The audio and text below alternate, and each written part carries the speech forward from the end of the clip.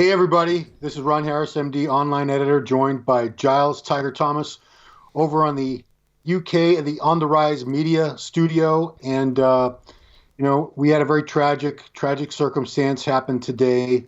Luke Sandoe, bodybuilder from the UK, passed away at just 30 years old. Both of us are still dumbstruck by this news. It's always hard to process when we lose somebody, but especially somebody so young, so full of life, so much potential, and such a cool guy. I did not know Luke as well as I wish I had.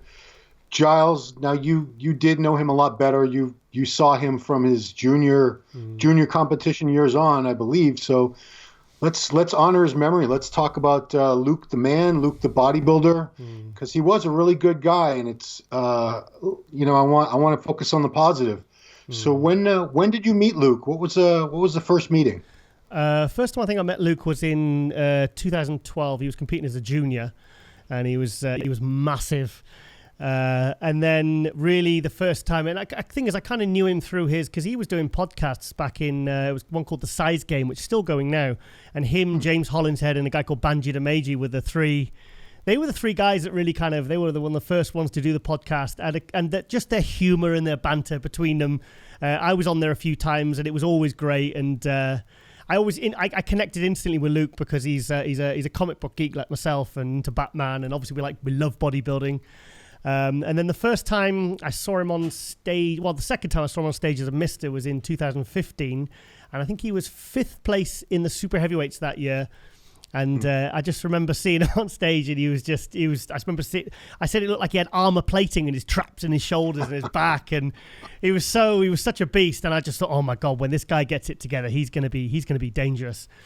And then he came back the following year. I wasn't actually at that British finals that year, and he won the super heavyweight. So he went from 5th place to first place in a year. Wow. Absolutely amazing. He was so good, and he had so much potential. And then he made his pro debut. Was it the 2017 Arnold Classic when he took 8th place, or was it 18? Yeah, it was. Yeah, sorry. Yeah, that was because he went straight in. Yeah, he was. He was not stereotypical bodybuilder. Was he an artist as well? I believe. Well, he was a drummer. He's an artist. He was a very multifaceted guy. It's just all a bit of a shock. He actually played in bands for quite a while before he got into bodybuilding. He was a pretty good rock drummer, punk, or whatever I don't know what genre you call it, but even then, we did an interview, and I remember him saying, even before he started lifting weights, they called him, his nickname was Brick Shithouse, because he was just so stocky and beefy, and he had these big calves and big arms, and he was actually self-conscious about it because all these other musicians were thin. Yeah. And he felt like he was overweight or something. So the first time he started getting in shape was to lose weight for a band photo, for maybe like a flyer or an album cover or something. I don't know. But yeah, what a sense of humor he had. I mean, I could listen to that guy talk. I only listened to The Size Game a few times, but it wasn't a bodybuilding podcast. It wasn't really about bodybuilding. It was anything that they could think, anything in the world that they could think of that they anything they were interested in talking about, and they could just riff on it for an hour, and it did so well. I think we had really good, because me and him had a big disagreement over when Batman and Superman came out, the film. And I said, because I was in the cinema and I was so angry about it because I thought it was such rubbish. And Luke was like, no, I think Ben Affleck was a good Batman, and that was it. That was, he dropped the gauntlet then. I was like, oh, that's fighting talk, because he thought that was more closer to the comic book character than, say, the Christian Bale Batman was. So we always used to have that. We used to message each other back and forth about who was the best Batman and all that sort of stuff. But I'm gonna miss those debates, mate. I really am. He was on top of his. He was fantastic in the media because he had that personality.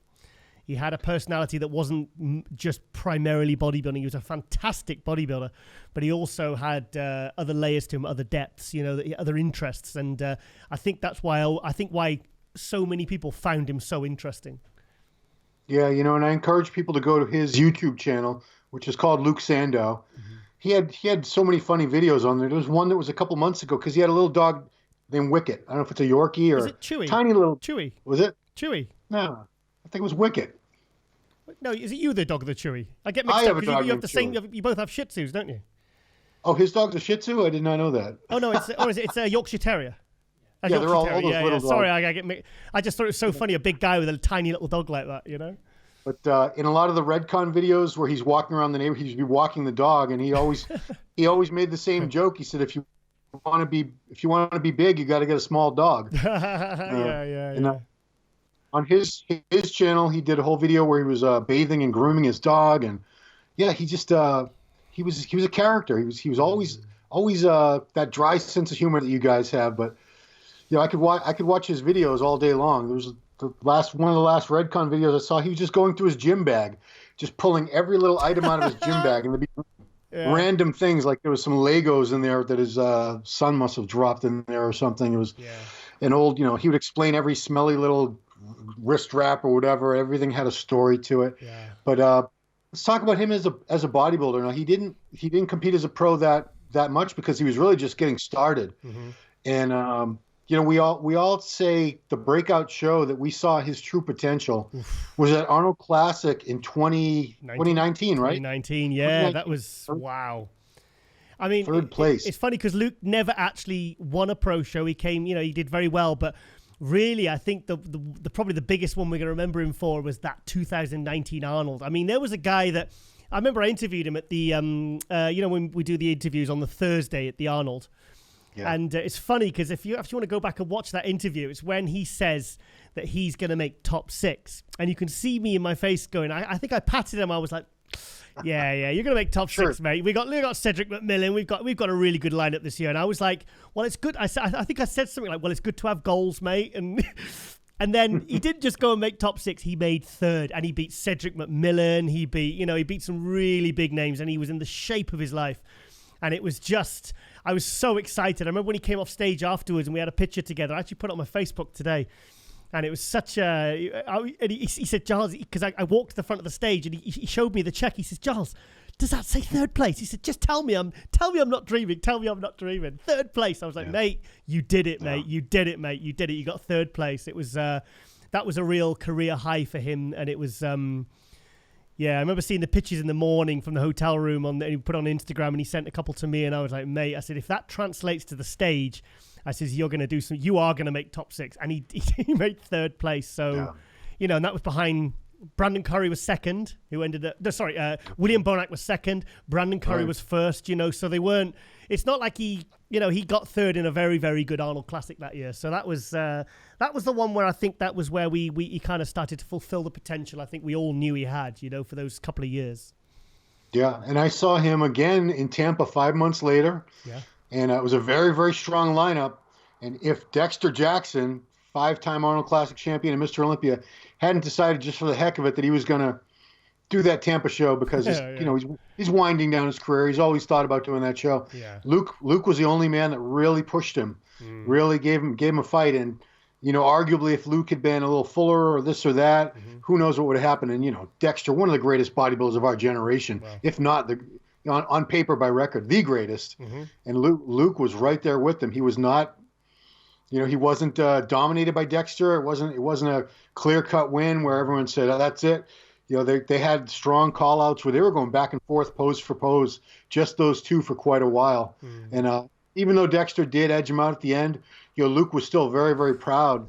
So if you're going to get beat by anybody, Dexter Jackson's not too bad a guy to get beat by. Very true. I remember seeing those pictures, and I said to him, mate, I said, your legs are bigger from the Arnold Classic. I said, your upper body's a little bit flatter. And he said, yeah, I was really trying to push the condition. I don't want to come in, I don't want to overspill, you know. He says, I just wanted to get sharp because at the end of the day, he says, I was going up against a guy called The Blade. So he said, so I was willing to risk coming in a little bit flat to get that really dry condition. And I thought it was a good look for him. I thought it was a good look. And like I said, the Tampa is one of the toughest qualifiers in the world. It's one of the toughest Olympic qualifiers. Always usually one of the last shows. So to come second in a show like that and to push Dexter Jackson, who 2008 Mr. Olympia, you know, 5-time Arnold Classic champion, it was that's a huge achievement. And but he competed so often as well. You know, he was. I think the year he carried on doing too many shows. You know, he would keep going because that's why they called him the Juggernaut. Because he's saying that, he said he'd basically been on prep from November 2018 to right through to the Olympia the next 10, 11 months prepping. You know, so because he said he was feeling bad about how he looked at and how he did at the Olympia, and I'm like, mate, you probably pushed your body harder for that Olympia, but because you'd been prepping for so long, your body was resisting. You know, so it's not like you just got lazy and you didn't look as good as you did when you got third at the Arnold Classic. So and he said, well, that kind of, I feel like it wipes out the achievement of getting third at the Arnold because it's the last show I did, and I was like, well, but that's the thing. These athletes like Luke were very hard on themselves because that's why they're champions, you know. Yeah, and I mean, he was going to be doing the British Grand Prix this year, which I think that date has already passed when we would have had it. Yeah, had not this. A couple weeks ago. So that's most likely he probably could have won that and qualified for the Olympia, and we would have seen this guy top 5 in the Olympia, top 6 at the very least, I think.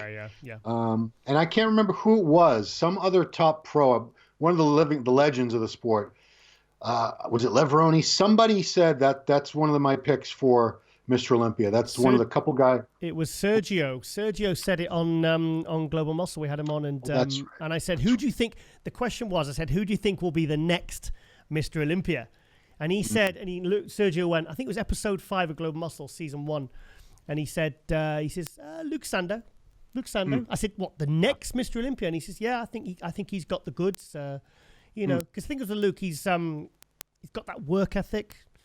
Yeah, had that work ethic. It's weird, man. This is all weird, isn't it? It's so weird. I mean, you know, that's if you saw any of his training, you know, he was very, very well known for his training poundages, his training intensity. Yeah. Any of the videos you see, you know, he reminded a lot of people of Dorian, because Dorian was respected, and Ronnie too. They were respected not only for the tremendous muscle mass, but they were so strong and they worked so hard in the gym. It was inspiring to watch them train, because they didn't get all that muscle just by pumping and cables and you know, other guys who have been criticized for not training hard enough or heavy enough. He was the real deal. He could deadlift a ton, he could squat a ton, he could press a ton, he could row a ton. Incredibly powerful. What was the most impressive lift that you saw him do that made you go, wow? I know what mine is. I want to say, I think he was doing 500-pound barbell rows with pretty good form. That's exactly what I was going to say. That's the one. I mean, we've all seen him do like the 8-9 plate, whatever, on the hack squat, but you know, that for me was the one, because the form was good. That was the one that made me go, I remember messaging him and saying, mate, are those real plates? And he said, no, I said, they're fake ones. He was joking, you know. I said, mate, I said, you're like, you're playing with that weight. I said, that's, you know, I said, that is some going, mate. That's impressive. I'm very impressed by that. Yeah. Also pressed, for chest, he could press 100 kilo, which is 220-pound dumbbells. Wow. You know, that's I've never even seen a 220-pound dumbbell in my life. I've seen 200s a couple times, and they're enormous. Like, you can't imagine a human being be able to do anything with them. I mean, that's in like Ronnie Coleman, Larry Wheels territory, isn't it? Exactly, and the fact that he had that physique as well. Yeah. You know, I can't even think of any weak points. He was a work in progress. He was improving all the time, like any young guy in his position with that work ethic you would expect. And I was always just eagerly awaiting the next version of him, because I knew, just watching him train, I knew this guy's only going to get better and better and better every time you see him. And man, you know, he had, you know, Dexter's 50 years old and he's still up there. Luke was 30. It's feasible. It's feasible. He had another 15 to 20 years in the pro ranks. Who knows? Yeah. Well, he could have been. Yeah. So I think, Yeah, he was. Like you said, he was a work in progress. And you know, with those guys, those are the ones that are always going to improve. They're always going to get better because they're hunger. And but the thing is, he was very level-headed guy as well. He was, very. You knew that he would never get to the point where he thought he was better than he was. Yeah. Because if you actually really spoke to him, he was kind of always a little. Sometimes, like I've noticed this with some of the top guys, they're a little bit down on himself. Like he was very down on himself about his 11th place at the Olympia. And I said, mate, that's your first Olympia. I said, I know people were wanting you to make top 6. I said, but just because you didn't, you know, you were on prep for 10 months. I said, that's no reflection. I said, plus it's 11th place and it's a starting point, you know, so you can only really go up from here. If you got 11th and you didn't look as good as you did when you got 3rd at the Arnold back in March, doesn't mean that's it's anything to be ashamed of, you know. I think it's a starting point, and he was He was definitely on the way up, and I kind of feel he was. I kind of feel sad that he didn't win a pro show. I wish he kind of had, but it doesn't. I mean, it's he was just he was awesome. One thing I just want to, because you had interviewed him not that long ago, and the rivalry that he had with Nathan Dasha, because there was always a big thing: who's the best UK bodybuilder? And I remember his response, and he was very realistic.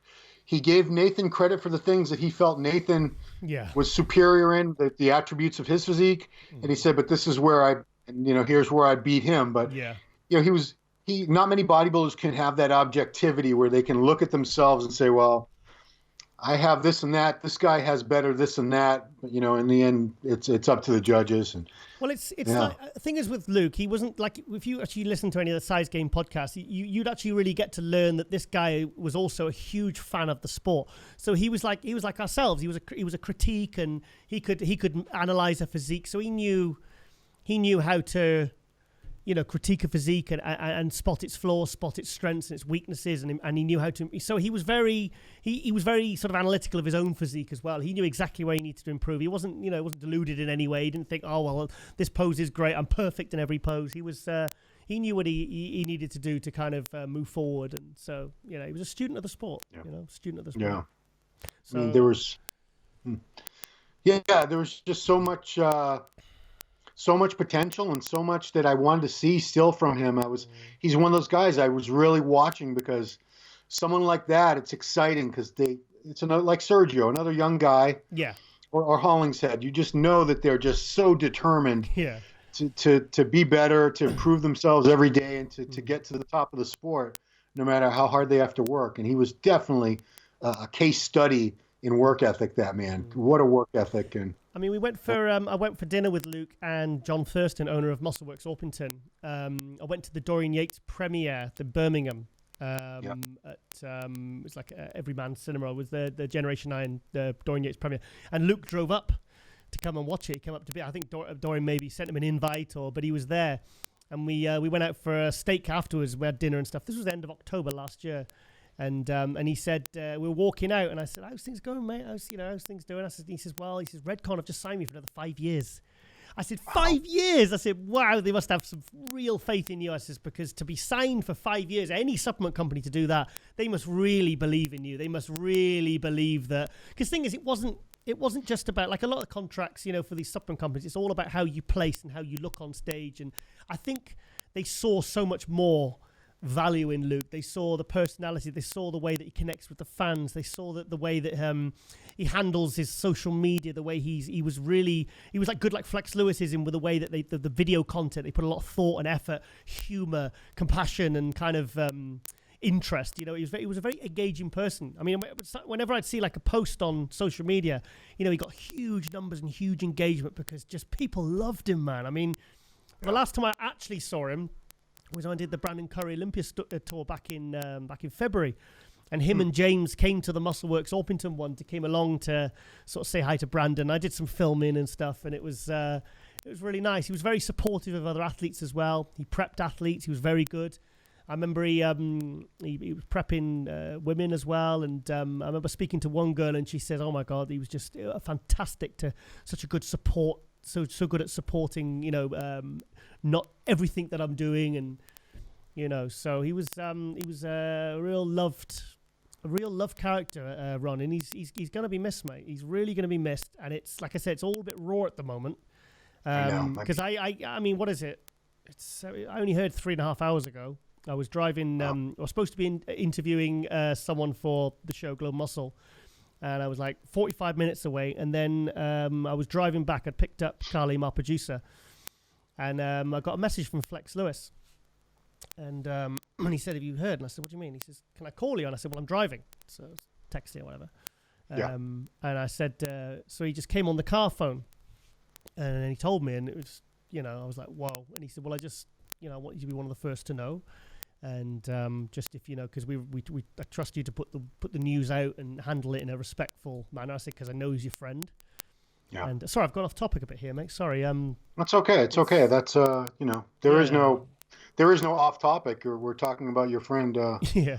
your friend Luke. Yeah. So it was and it was just a kind of a mixture of emotions. It was like it didn't feel real at the time. And then I rang you, and then I rang, the rest of MD and stuff. And I said, look, guys, we need to handle this in a really sensitive, respectful manner for his two children. He has two children. Yeah. To his girl. I'm going to ring, because the first thing that popped into my head was his girlfriend. She's a good friend of mine, and we haven't spoke for a couple of months. And I was thinking, I don't want to send her a text. I'm going to call her tonight. And I've tried speaking to James Hollinshead. I believe he was the one that found Luke this morning. Yeah. And we don't know enough about what happened or how it happened, but that's really not important right now, Ron. Yeah. And I know I know people are speculating like crazy on social media, and I suppose that's human nature. You've got to expect that it's going to happen whether we like it or not. But so it's I mean that'll all come out eventually, but like I always said, the person is gone. It's really not that relevant exactly how a person that we all knew and loved is gone, because they're gone and nothing's going to bring them back at this point. That's the sobering reality of the situation. Yeah. So there's really not a whole lot more to say. Yeah. People will say whatever they want to say. This is the age of social media, and everyone's got their little 2 cents to post and throw in. But the important thing to remember is this was a great young man, and he's going to be missed very, very dearly. I barely knew him, and I'm upset. I'm very upset. That's just so young. It's so young, not only as a bodybuilder, but just as a human. 30 years old, Think about when you were 30. You were just really just starting to come into your own as a man and understand the world and everything. I spoke to him 3 days ago. I spoke to him. What day is it now? Thursday. I don't know what day it is. Yeah, we all lost track of what days it is. I spoke to him on Monday because we usually send voice notes or texts or whatever, at least every few days. And he was a very special person. Really, he was a real gift to the industry.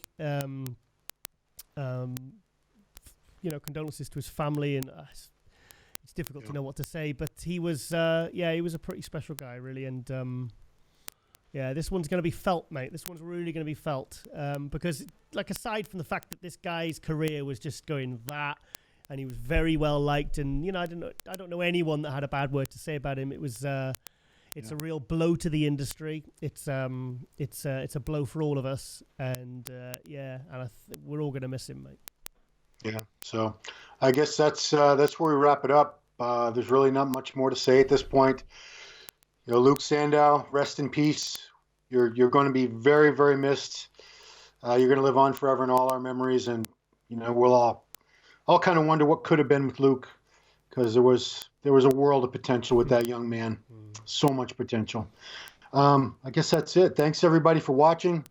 We appreciate it very much, and this is not the type of story we like to do, but we hope at least the good times and the memories, he's going to live on in a lot of the memories of everybody that knew him. He touched everyone. Yeah, everyone liked him. Everyone that knew him. He did. So there'll be unfortunately now we can only see him in the videos and the podcasts and things like that. Plenty of them. There's plenty of them. Yeah. Go watch listen to the Size Game, or watch some stuff from his channels. And maybe if you hadn't ever been really watched him and his stuff, just go and watch it, and you'll really get a feel for, why we all loved him so much, Yeah, so if people want to know, there's his name, Luke Sandoe. He had his own YouTube channel with a lot of videos. He appeared on a lot of the videos on the Redcon 1 channel. Fuad Abuad, he had a show with him called Bodybuilding and Bollocks. Oh, yeah. And he also, he had just started another podcast for Redcon called The Luke and James Show. There's only a few of those episodes because it just was getting started. And prior to that was The Size Game, which was very, very successful for years and years. So that's where you can catch some memories of Luke, guys. He had a column in the magazine as well, an MD as well. It was so we've lost. Yeah. So that's all there is to say. Giles, thanks for giving us some of your memories and My pleasure. recollections of Luke. And everybody, thanks for watching, and we'll see you next time.